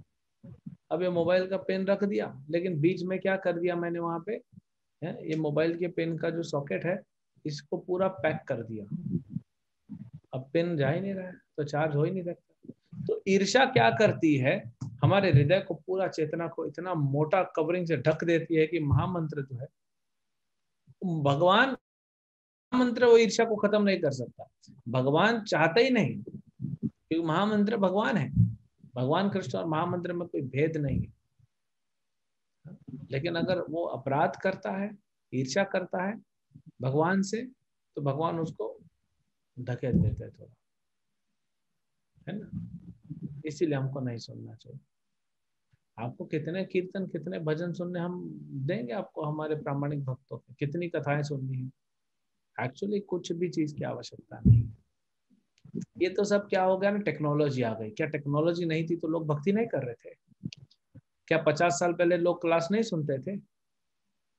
5,000 साल पहले सुखदेव गोस्वामी ने परीक्षित महाराज को नहीं सुनाया? कृष्ण ने अर्जुन को नहीं सुनाया? वाल्मीकि जी ने रामायण नहीं सुनाई थी? ये तो सब टेक्नोलॉजी आ गई, इधर उधर हम लोग भाग रहे हैं, टेक्नोलॉजी के पीछे भाग रहे हैं। इंटरनेट खोल के बैठ जाते हैं, चलो ये सुनते हैं, ये सुनते हैं, अपनी मन मर्जी से। अरे आप क्या सुन रहे हैं, क्या पढ़ रहे हैं, ये आपके गुरु का निर्देश में होना चाहिए, मर्जी से नहीं। क्योंकि भगवान क्या कहे 4थे अध्याय में, तद विधि प्रणिपाते न परिप्रश्न न सेवा उपदेक्षन्ति ते ज्ञानम ज्ञानी न तत्वदर्शी न। तत्वदर्शी गुरु से ज्ञान लो और फिर आगे करो। अब आप वो शास्त्र को नहीं पालन करके अपने मन मर्जी से कर रहे हैं, तो आपके लिए भी वही श्लोक अप्लाई हो गया ना, कि मन माने ढंग से कर रहे हैं, शास्त्रों को नहीं पालन कर रहे हैं, तो न सुखम न पराम गतिम, न सुख मिलेगा न सिद्धि मिलेगा, न सिद्धिम अवाप्नोतिम न सुखम न पराम गतिम। तो हम क्या सुन रहे हैं, हम क्या पढ़ रहे हैं, इस सब प्रामाणिक गुरु के आदेश अनुसार होना चाहिए। क्योंकि आपको अंत में क्या चाहिए? आपको कृष्ण चाहिए, आपको कृष्ण प्रेम चाहिए, आपको कृष्ण के धाम जाना है, वो चाहिए ना, वो मिल जाएगा। उसके लिए सब जरूरी नहीं है करना। इसलिए भगवत गीता पढ़िए अच्छे से, हरे कृष्ण महामंत्र जप कीजिए।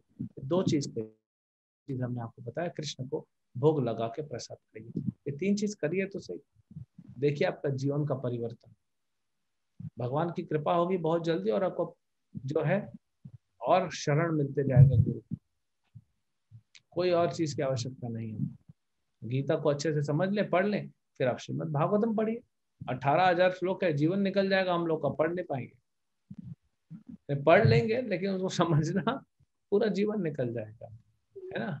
पूछिए, नेक्स्ट क्वेश्चन पूछिए आप। ठीक है, सेकंड क्वेश्चन ये है कि जैसे आपने कहा था कि कर्ण विलेन की है महाभारत में, तो जो गलती कर्ण ने की वही अर्जुन से भी भगवान ने करवाई, तो उसमें दोनों में फर्क क्या रह गया? देखिए, भगवान जब कराते हैं तो अधर्म नहीं होता, जब व्यक्ति अपने मन से करता है तो अधर्म होता है। अब मैं आपको एक उदाहरण देता हूँ। कोई व्यक्ति आर्मी में है, पाकिस्तान बॉर्डर पे खड़ा है और युद्ध छिड़ गया, हजारों हजारों दुश्मनों को मार दिया, उसको मेडल मिलते हैं, 1 2 3, पूरा मेडल से भर जाता है उसका छाता, प्रमोशन मिलता है, सैलरी बढ़ता है, नाम होता है। वो व्यक्ति सब करने के बाद 1 साल युद्ध किया, अब घर जाता है, तो घर बाहर जाता है, उसकी पत्नी सब्जी खरीदती है, सब्जी वाला सब्जी थोड़ा सड़ा हुआ दे देता है, इसको गुस्सा आता है, बंदूक उठाता है, सब्जी वाले को गोली मार देता है। अब इसको मेडल मिलेगा? किसके कहने पे कर रहे हो वो इम्पोर्टेंट है ना। इसने अपनी मर्जी से किया, वहां पे सरकार के अंडर में कर रहा था, फर्क हो गया ना, एक धर्म है एक अधर्म है। जब अर्जुन से करवाया भगवान ने तो धर्म था, और भगवान कहते हैं क्योंकि कर्ण ने अधर्म किया पूरे जीवन, तो मैं उसको अधर्म से ही मारूंगा। ये भगवान का इच्छा था। अर्जुन को कोई फर्क ही नहीं पड़ा, क्योंकि अर्जुन तो निमित्त बन गया, डिसीजन तो भगवान ने लिया था ना। और भगवान अपापवृत्तम है, उनमें कोई पाप नहीं, उनमें कोई अधर्म नहीं। भगवान जानबूझ के ऐसा किया। भगवान चाहते थे तो क्या वो कर्ण को रथ पे रख के मार सकते थे? कौन सा अर्जुन के सामने कर्ण बच्चा था? ठीक है, योद्धा था, कभी कभी भारी भी पड़ जाता था, लेकिन भगवान के रहते हुए अर्जुन को कोई छू नहीं सकता। जब भीष्म कुछ नहीं कर पाए तो कर्ण क्या है? लेकिन भगवान दिखाते हैं दुनिया को कि तुम टेढ़े हो तो मैं तुम्हारा बाप हूँ। भगवान क्या है ना, अपने ऐश्वर्य में भगवान बोलते हैं कि तुम मेरे साथ, तुम धोखा करोगे, मैं धोखे में भी और तुम्हारे साथ धोखा करूंगा। तो भगवान के साथ सीधे से चलेंगे, भगवान सीधे हैं, हम टेढ़े हो जाएंगे तो भगवान बहुत टेढ़े। ठीक है, तो ऐसे हम लोग को भी ऐसे सोचना चाहिए कि जैसे बुरे के साथ हम भी बुरा करें, नहीं, तो जो हमारे साथ आपको गलत कर भगवान रहा ने है। कहा क्या? आपको भगवान ने नहीं कहा? वो हमें कैसे पता चलेगा भगवान क्या हाँ, तो आप गीता पढ़िए ना। गीता तो भगवान का ही उपदेश है ना। भगवान सहने के लिए बोलते हैं कि नहीं? अपने लिए हमेशा सहना चाहिए, अपने लिए सहना चाहिए। यही दुर्योधन एंड पार्टी ने पांडवों के साथ जुआ में चीटिंग किया, उनको चीटिंग से वनवास भेजा। कृष्ण चुप रहे ना, कुछ नहीं बोला उस समय। तो जब अपने ऊपर आए ना तो सहना चाहिए हमको। जब दूसरे के साथ अनर्थ हो रहा है तब हम आना चाहिए, क्योंकि सहने का क्वालिटी भी तो भगवान बार बार बताते हैं।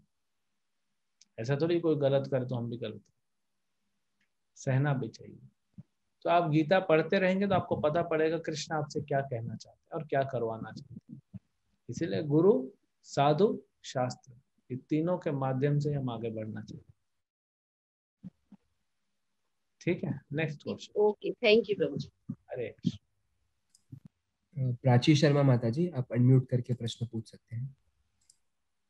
हरे कृष्णा प्रभु जी। प्रभु जी, जैसे कि इतने सारे अभी बताया आप कि क्या करना चाहिए, हमें क्या नहीं करना चाहिए, 26 टॉपिक। तो जब हम दीक्षा ले लेते हैं या भक्ति में आगे बढ़ते हैं, तो हमें कौन सा पाप ज्यादा लगता है, जो हम अपने गुरु के लिए करते हैं, गुरु के प्रति करते हैं, या भगवान के प्रति, या कोई इंसान के प्रति करते हैं? कुछ गलत काम मतलब कर दी और हम अपने गुरु से छुपा लिए। पाप करना क्यों चाहते हैं मुझे समझ में नहीं आ रहा। नहीं नहीं, मतलब कि जैसे होता है ना, गलती हो गया जैसे कि गलती तो अलग होता है, पाप अलग होता है, अपराध अलग होता है, तीनों में फर्क है। तो गलती हो गया तो मान लीजिए आप भगवान का पूजा कर रहे हैं और आप दिया दिखा रहे हैं भगवान को, हाँ घुमा रहे, अब वो दिया गिर गया जमीन पे तो थोड़ी ना पाप हो गया। इसको क्या भगवान नाराज हो जाएंगे, पाप हो जाएगा? नहीं, इसको पाप नहीं कहते, तो गलती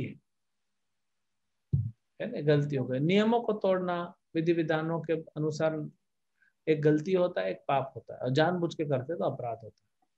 तो ऑब्वियसली बाहर वाले व्यक्ति के पास करेंगे तो उस पाप का बहुत छोटा फल मिलेगा, और भगवान के पास करेंगे तो बड़ा मिलेगा, और भगवान के भक्त के साथ गड़बड़ करेंगे तो और ज्यादा उसका फल मिलेगा। वो तो है, ग्रेडेशन तो है ना, लेकिन हमें जानबूझ के नहीं करना चाहिए। ठीक है प्रभु जी, हरे कृष्ण।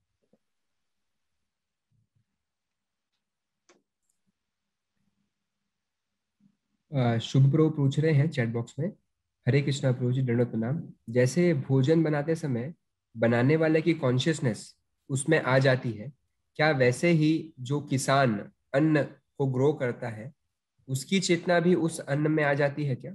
नहीं, पहले तो किसान का जनरली उतना चेतना ऊपर नीचे नहीं होता, लेकिन कुक्ड फूड जब खाना पकता है ना उसमें फर्क होता है, कच्चे खाने में नहीं।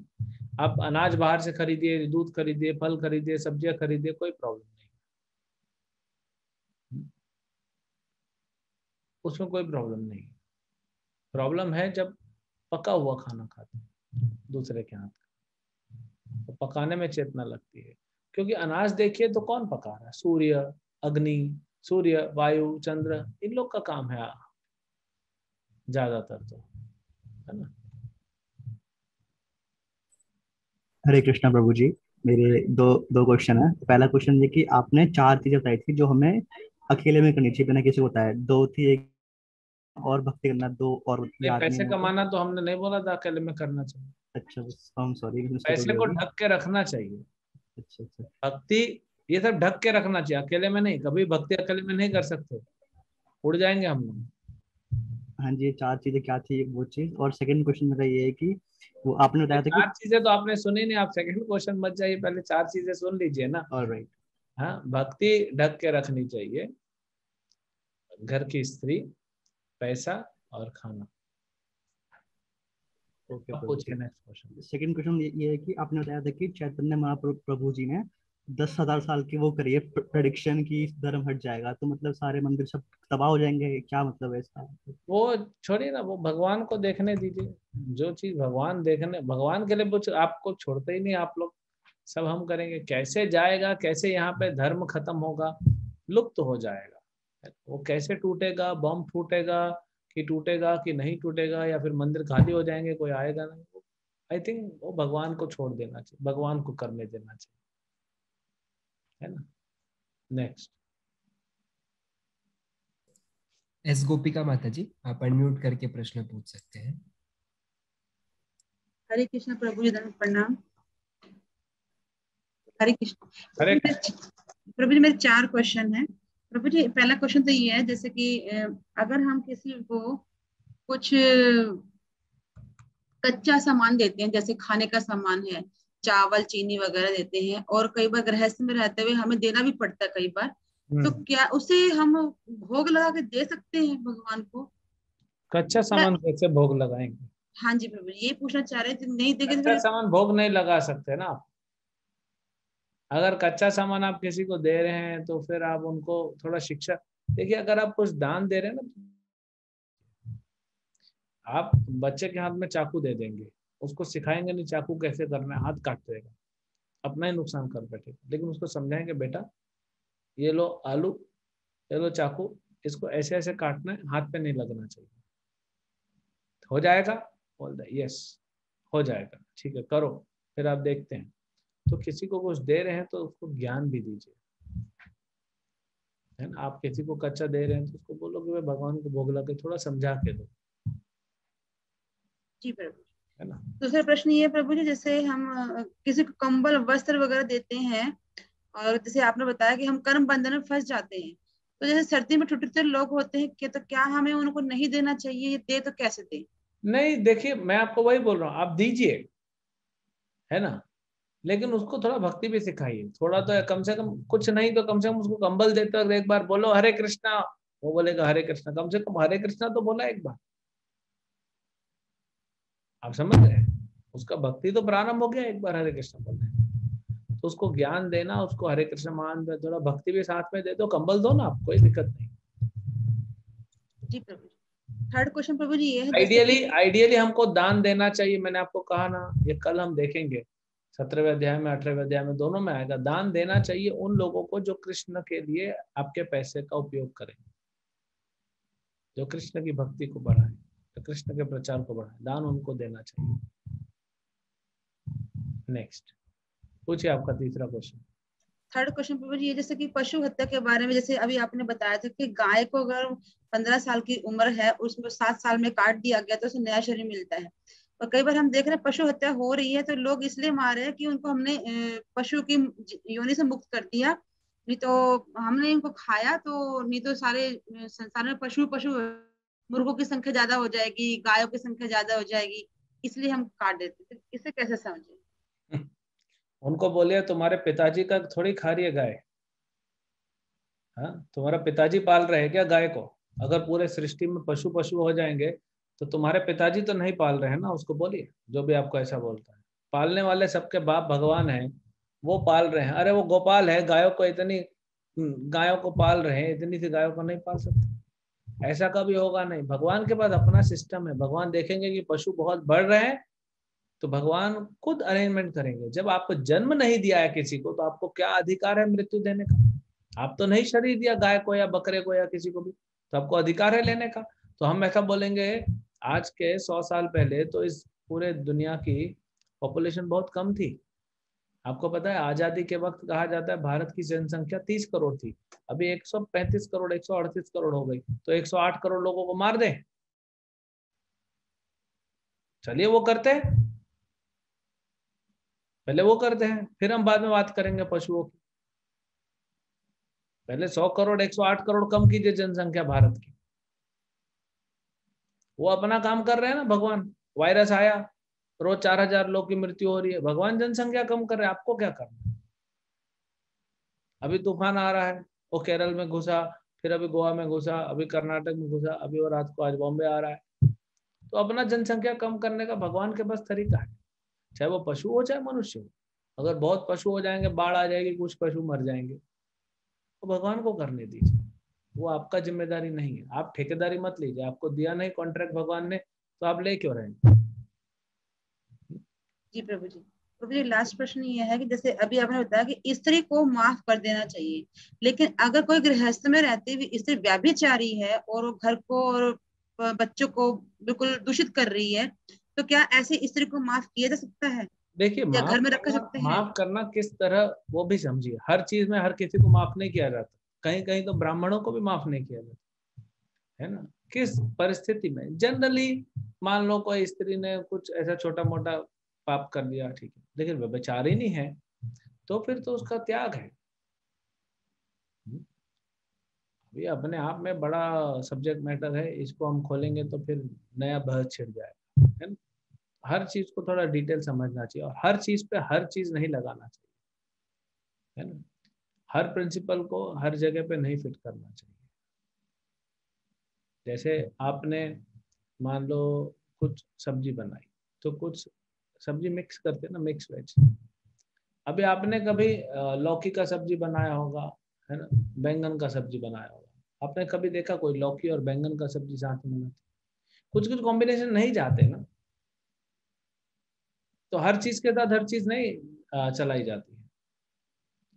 आप दूध पीते हैं, खाना भी खाते हैं, लेकिन ऐसा थोड़ी है कि सब्जी दाल राइस सब मिला दिया, दूध भी मिला दिया और खा रहे हैं, पेट खराब हो जाएगा, क्योंकि दूध के साथ नमक नहीं जाता है।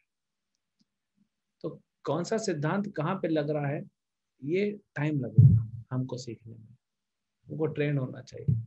फर्स्ट ईयर का स्टूडेंट है कोई MBBS का, उसको जाके हम नहीं बोलते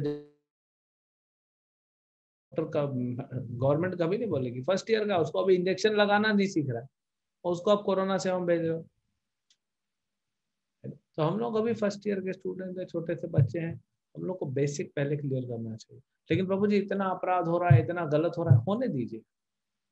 आप पहले अपने आप को बनाइए, होने दीजिए, उसका आप टेंशन मत लीजिए। कलयुग है, अधर्म का युग है, अधर्म के युग में अधर्म नहीं होगा तो धर्म होगा, इसमें धर्म बहुत कम होगा। तो हमें अपना धर्म करना है ना। भगवान भी सहे ना, पांडवों के साथ अत्याचार हो, भगवान बैठे थे शांति से, तो कभी कभी हमको शांति भी लेना चाहिए। एकदम से हमको हर चीज में नहीं हाथ डालना चाहिए, है ना? पहले हमको थोड़ा धीरे धीरे समझना चाहिए। ठीक है, नेक्स्ट। थैंक यू प्रभु जी। पूजा शर्मा माता जी, आप अनम्यूट करके प्रश्न पूछ सकते हैं। हरे कृष्णा प्रभु जी। हरे कृष्ण। प्रभु जी, मेरा क्वेश्चन ये है कि आपकी बातें बहुत इम्पोर्टेंट रहती है, मतलब कभी कभी मुझे समझ में भी नहीं आता। जैसे आपने बोला कि अपराध जो वर्ड है, आई मीन अभी कौन मैं सा वर्ड? स्ट्रगल, अपराध प्रभु जी, अपराध, पाप, अपराध, क्योंकि मैं भी स्ट्रगल ही कर रही हूँ। मतलब मैं इतनी बड़ी नहीं हो गई हूँ कि मुझे सब ग्रंथ सब पता है। स्टिल जैसे अपराध में कैसा होता है, अभी मैंने ऑनियन एंड गार्लिक खाना छोड़ा है, बट मेरा फैमिली खाता है, तो वो चीज मुझे दिखती है। आई मीन मैं उनको बोलती हूँ कि ये गलत है, बट फिर भी वो कर रहे हैं, मेरे सामने कर रहे हैं, तो वो भी एक अपराध हुआ। नहीं, वो अपराध नहीं हुआ। सिर्फ वही, मतलब अपराध का जो आपने बोला, आई मीन उसकी मीनिंग बहुत सारी है आपके बोलने में, क्योंकि मैंने भगवत गीता इतने अच्छे से पढ़ा नहीं है। आई एम जस्ट स्ट्रगलिंग, मैं अभी बिगनर हूँ, मैं सीख रही हूँ, बट मुझे लाइफ में बहुत लोगों से मिलना है, आगे बढ़ना है। तो कभी कभी जैसे अभी अभी हमारा फ्रेंड सर्कल है, तो वहाँ पे कुछ लोग ऐसे होते हैं जो नॉनवेज खाते हैं। वो मुझे पता है कि वो लोग गलत कर रहे हैं, मैं उनको एक बार बोल सकती हूँ, मैं उनको 2 बार बोल सकती हूँ, बट स्टिल वो लोग मेरे सामने वो चीज कर रहे हैं, तो अकॉर्डिंग टू मी वो अपराध हुआ। देखिए, नॉनवेज के बारे में बोला गया है कि जो व्यक्ति पशु को काटता है, जो पकाता है, जो परोसता है, जो खाता है, जिसने पैसा दिया है उस पशु को काटने के लिए, और जिसने वो प्रोग्राम आयोजन किया है, ये 6 पाप के अधिकारी हैं, है ना। अब आप अपना टिफिन लेके जा रहे हैं ऑफिस में, कोई वो टेबल पे आके खा रहा है, आइडियली तो नहीं खाना चाहिए, है ना। आप सीधा सीधा बोल सकते हैं। जैसे हमारे कुछ स्टूडेंट हैं, वो बोलते हैं, मैं बोला आपको क्लास में क्यों नहीं आया, और सर हमारा दोस्त ना हमको मूवी के लिए लेके गया। मैं बोला तुम्हारा दोस्त थोड़ी। बोला अरे आप ऐसे कैसे कह सकते हो। मैं बोला अगर आपका दोस्त है तो आप उसको सत्संग में भी लेके आओ, वो आता नहीं तो आप क्यों उसके साथ मूवी गए। तो वो व्यक्ति आपके कहने पे नॉनवेज छोड़ नहीं रहा है, तो आप उसके साथ बैठ के क्यों खा रहे हैं। तो हमको थोड़ा सा ना विश्वास होना चाहिए, ऐसे लोग जाएंगे तो अच्छे दोस्त भी आएंगे। सिर्फ वही, आई मीन मैं भक्ति कर रही हूँ, मैं सब कर रही हूँ, बट स्टिल एक अपने दिमाग में थॉट रहता है कि हम कहीं कुछ गलती नहीं करते, क्योंकि एक साइड अपन बोलते हैं कि कृष्णा जी बहुत करुणामय है, वो हमेशा माफ करते हैं अपने भक्तों को, और फिर दूसरे साइड हमको ऐसा लगता है कि यार हम कुछ गलत नहीं करते, हमसे कोई गलती नहीं हो जाए। तो दोनों चीजें। आप अभी हमको शुरू में इतना ज्यादा सोचना नहीं चाहिए। आपको ओके। अभी साइकिल चलाना सिखा रहे हैं, आपको फार्मूला 1 रेसिंग चैंपियनशिप में नहीं भेजा जा रहा है, तो इतना मत सोचिए। आप ये मत सोचिए कि आप अभी पेट्रोल का दाम बढ़ गया है। आप तो अभी साइकिल चलाना सीख रहे हैं, क्या करना आपको पेट्रोल के दाम से?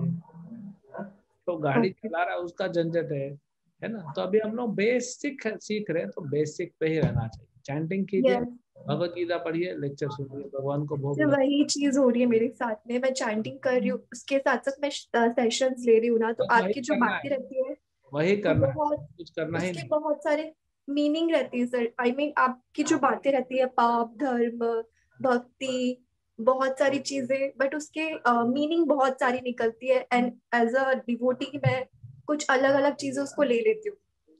तो धीरे धीरे आपको पता पड़ेगा, है ना। कुछ चीजें आपको धैर्य से रखनी चाहिए, धीरे धीरे पता पड़ेगा आपको। ओके, थैंक यू प्रभु जी, हरे अरे, कृष्ण।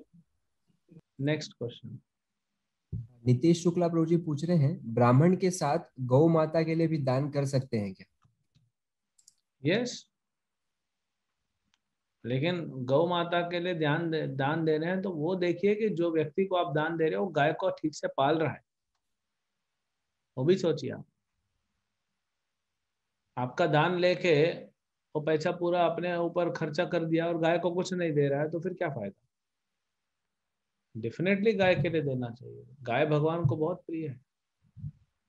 आपको चाहिए तो आप चारा लेके, आप पूछिए जहाँ दान दे रहे हैं, आप पूछिए क्या चाहिए, वो लेके आके गाय को दे दीजिए, और थोड़ा थोड़ा क्वांटिटी दीजिए, गाय खा लेगा। ज्यादा क्वांटिटी देंगे ना, जैसे बहुत सारे मंदिर होते हैं जहाँ पे नारियल चढ़ते हैं, हजारों हजारों नारियल आते हैं, वो नारियल कहाँ जाते हैं? हजारों नारियल टूटते थोड़ी है, इतना किधर खिलाएंगे? तो नारियल वापस मंडी में पहुंच जाते हैं बिकने के लिए, वो घूम के फिर आते हैं, फिर अगले दिन आप वही नारियल खरीदते हो, फिर चढ़ाते हो, फिर घूमते रहते हैं।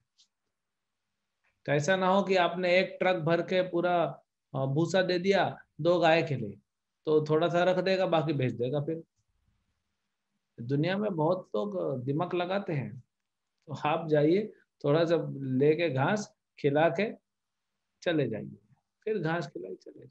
और नहीं तो आप देखिए, जब हम आपको इतना सेशन दे रहे हैं तो आपको किसी को दान देना है तो आप बताइएगा, हम आपको बताएंगे सही जगह पे कहाँ दान देना चाहिए, वो भी सीखना चाहिए ना। वो बहुत इंपॉर्टेंट है, नहीं तो गलत जगह करेंगे तो फिर गड़बड़ हो जाएगा। ठीक है, नेक्स्ट क्वेश्चन। एक प्रश्न आया है, जो वेजिटेरियन है वो नॉनवेज होटल में काम कर सकते हैं क्या? देखिए, आइडियली नहीं करना चाहिए, लेकिन अभी अगर सिचुएशन ऐसी हो गई कि आपके पास कुछ और जॉब नहीं, तो क्योंकि देखिए, पाप तो लगेगा आपको, ये बात तो मान लीजिए। आप नौकरी कर रहे हैं नॉनवेज होटल में, आप भगवान को भोग लगा के खाते हैं, लेकिन आप जानवर तो काट रहे हैं ना, पाप तो लगेगा आपको। आप परोस रहे हैं तो पाप तो लगेगा आपको। तो भी तैयार होना चाहिए, नहीं तो दूसरा नौकरी ढूंढना चालू कीजिए जल्दी से जल्दी।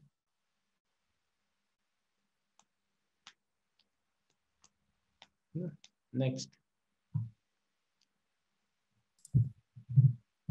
धोरे गोविंद प्रभु जी, आप अनम्यूट करके प्रश्न पूछ सकते हैं। प्रभु जी हरे कृष्णा। प्रभु जी मेरा प्रश्न है कि कर्ण ने अधर्म का साथ दिया, लेकिन जो कर्ण के साथ बचपन से हुआ वो सही था क्या? भगवान ने जो कर्ण के साथ बचपन से किया वो सही था क्या? भगवान ने कुछ नहीं किया कर्ण के साथ, आपको कर्ण का इतिहास नहीं पता है ना। बहुत बड़ा राक्षस था वो, उसके पास 1000 कवच थे, 1000। यही भगवान अर्जुन और कृष्ण ने, भगवान कृष्ण और अर्जुन नर नारायण ऋषि के रूप में इसके 999 कवच भेद दिए थे। तो ये भागा भागा वहां से सीधा सूर्य लोक में घुस गया। सूर्य लोक में घुस गया। अब सूर्य के लिए तकलीफ हो गया, जैसे आपके घर में आतंकवादी आके छुप जाए, खोलो खोलो जल्दी खोलो, पुलिस पीछे पड़ी है, और छुप गया। अब आप पुलिस को बताएगा तो गोली मार देगा। इसको रख नहीं पा रहा है, भगा नहीं पा रहा है। ऐसे ही सूर्यदेव की हालत हो गई थी, कर्ण आके घुस गया था। फिर जैसे मौका मिला कुंती को दे दिए कर्ण। तो कर्ण क्या था पहले उसका इतिहास भी जानिए। ओके बाद में उसके ये इमोशनल व्हाट्सएप मैसेजेस चलते रहते हैं, कर्ण के साथ इतना कुछ हुआ। कुछ नहीं हुआ उसके साथ। कर्ण दानवीर था, कोई दान नहीं दिया कर्ण ने। एक दान बताइए जो कर्ण ने दिया था, एक दान। कर्ण ने अपने कवच को दान दिया था, ब्राह्मण को नहीं। उसको पता था ब्राह्मण इंद्र है, अपने पुत्र को बचाने आए हैं। तो जब इंद्र ने मांगा ब्राह्मण के रूप में मुझे कवच दे दो, तो कर्ण ने कहा कवच दूंगा, लेकिन मुझे उसके बदले में शक्ति अस्त्र चाहिए जिससे मैं अर्जुन को मारूं। तो इसको दान बोलते हैं क्या? इसको दान बोलते हैं। आप भिखारी के कटोरे में 10 रुपया रखा और 10 रुपए का नोट रखा और 2-2 रुपए के 5 सिक्के निकाल लिया, इसको दान बोलते हैं? नहीं। फिर कर्ण के बारे में पता नहीं है, सब हीरो बना के बैठे उसको। वेद व्यास जी से ज्यादा बुद्धिमान नहीं है ना। जब वेद व्यास जी स्वयं बोल रहे हैं विलेन है, तो हम तो बुद्धिमान नहीं है। आगे आएगा, हम लोग जून एंड में जुलाई में एक सीरीज लॉन्च कर रहे हैं महाभारत के ऊपर, महाभारत के कैरेक्टर्स के ऊपर। द्रौपदी, कर्ण, अर्जुन, युधिष्ठिर, भीष्म, द्रोणा, अश्वत्थामा, ये सब हम लोग अभी लॉन्च करेंगे। उसमें एक एक कैरेक्टर को खोल खोल के बताएंगे, तो आपको पता पड़ेगा कौन हीरो है कौन जीरो। एकलव्य महान असुर था, उसको भी हीरो बना के बैठे हैं लोग, है ना। ओके। तो ये सब बताएंगे आपको। हरे कृष्णा।